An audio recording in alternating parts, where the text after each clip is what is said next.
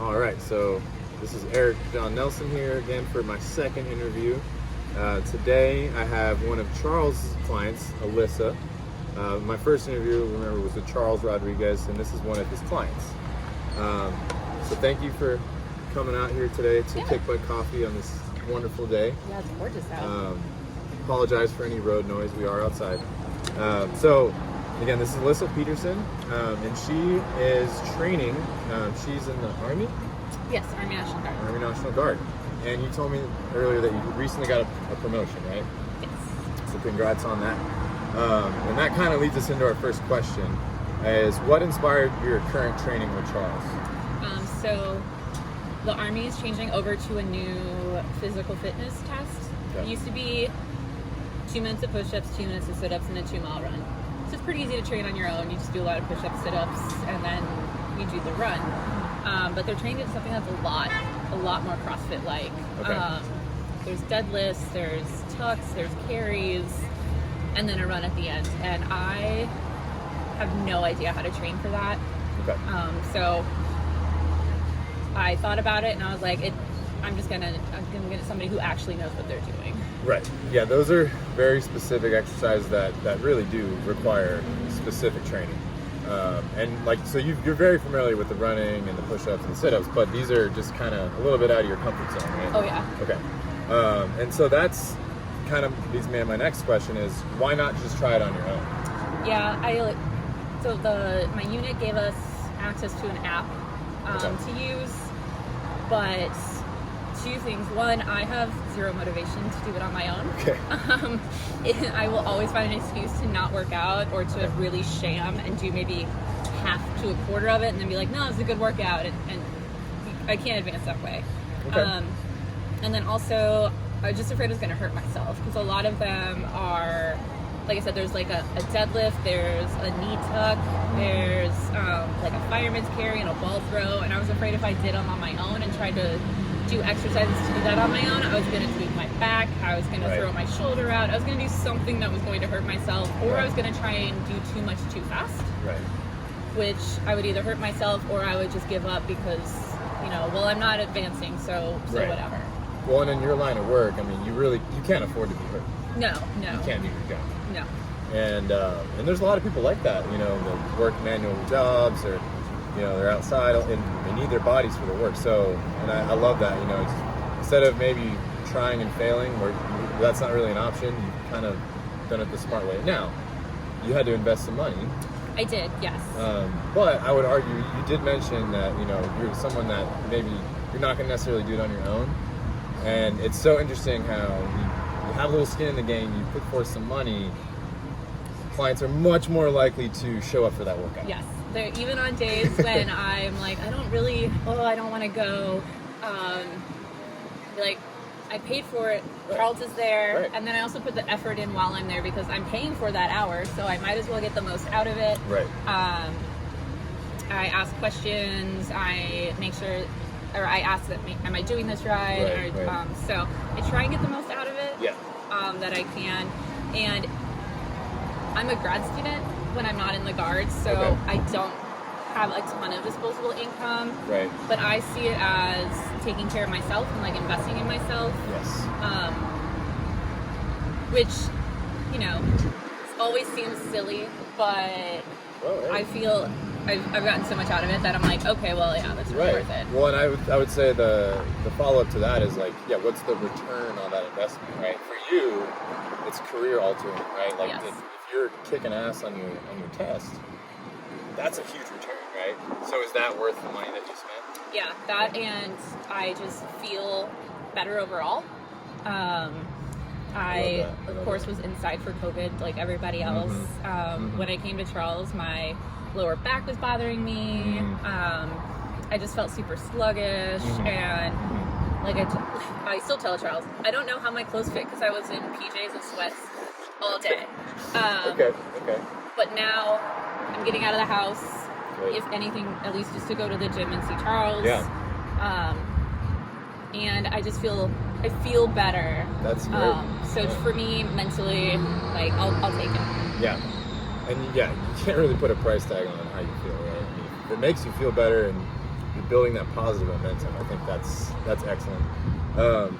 Now, and this is something I always like to ask all my clients is like, outside of just how it affects you, like what is your kind of greater purpose for training, and like how is that going to kind of carry you through to continue training? Yeah. So like I said, with the PT test, it's new. It's kind of been shown statistically to not be gender neutral. Right. But specifically the leg tuck. The leg tuck. Yeah. 80% of active duty females have failed the leg tuck. And if I'm going to be a leader, I've been promoted. I've already been in charge of people. I'm sure I'll be in charge of soldiers again. I can't ask them to do something that I can't do either. I'm very much that person who wants to lead from the front and like set a good example. Yep. And I feel like a hypocrite asking them to train and to do and pass this test if I can't do it either. Right. So for me, it's to stay in shape for that, to make sure that I can train for my soldiers, but also that I can hold them to the standard because I am at that standard as well. I love that. Yeah, I mean, I think, at least from my own experience, I always respected leaders that do the things that they're asking others to do. And I think, especially in your line of work, it's life or death, right? So, yeah, lead from the front, and that really will carry you through, right? Because that's bigger than you. It's a lot bigger than just you. And I lead from the front, and I care so much about my soldiers. So the higher up I get, the more it doesn't seem like it, especially when you're like at the lower levels, but the more that I'm able to kind of influence and take care of them. So it helps with my promotion. It helps with just taking care of the soldiers in general, because I have done what they did. So I can say, this is what it takes to put into it. This is what you're going to get out of it. And then just healthier in general, and setting a good example. Because 1 weekend a month, 2 weeks during the summer, although I've been called up every summer for months on end that I moved to Texas, we don't see them enough to work them out every day. So to say and to show, hey, I'm working out even when I'm not here, like sets a good example for them as well. Right. I love that. Those are all great things. Now, this would be kind of broad, like stepping back from you. Like, what advice would you give to anyone who is struggling to attain their fitness goals, especially in light of, the pandemic? Like you said, like you're kind of chilling, in your sweatpants for a while. Like someone like that who's kind of been stuck at home, what advice would you give them? Every little bit kind of counts. I could definitely say when I started with Charles, I couldn't even hold on to the bar. I could do maybe 8 rows. Okay. I did 200 meters on the rowing machine, and I was done. Okay. But then the next time I showed up, I did a little more. I did a little more, and Charles pushed me a little more. And before I knew it, I still can't do a full pull up, but I can hold on the bar. I can do assisted pull-ups, and even when I didn't see that I was progressing, Charles would be like, no, you don't see it, but I see that this is getting better, you're doing more reps, you're doing more weight. I could do the rower much longer.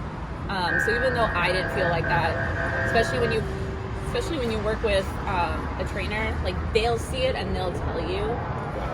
And I've been working with Charles 2 months now, and I'm only just now kind of seeing it like from my side. So it's just kind of like sticking it out. And then my thought was, even if I'm not, improving drastically, at least I'm getting a decent workout in. Step in the right direction. Exactly. Like one little step. And like I said earlier, working with Charles, I'm not pushing too hard too fast. So I'm not hurting, I'm not overwhelmed, and I'm like, I can go back and do it again. And so it's just kind of like that small progression. Just taking baby steps, every little bit helps. I love that. Yeah, that really reminds me of just the concept of just humility, right? So starting out, and you mentioned like it was hard to just hold on to the bar, right? And for a lot of people that I've encountered, that Charles has encountered, it's like because of that fact, that keeps them from getting started. Right, and you know that your goal is to do that knee tuck, and that's a lot harder than just hold on to the bar. But you got to start somewhere. I will say you did it. Kept trying to blame something. Oh, the bar's too slippery. I just don't have a good grip. But no, it was really, I just can't hold on to the bar. But now I can, and to me, because I've been working slowly over the time, I'm like, yeah, of course I can hold on to the bar. But Charles was like, do you remember 2 months ago you couldn't hold on to this to save your life? So like those little memories of like, oh, I guess I am getting better. Yeah. So yeah, it's getting those little wins and then keep stacking them. Awesome. Well, Alyssa, thank you so much for your time. Thank you for sharing your story. Again, sorry for the noise. We are in the middle of Austin, Texas here. And yeah, so that wraps up our interview. Again, this is Alyssa Peterson. This is Eric John Nelson. Thank you, and make sure to like and subscribe.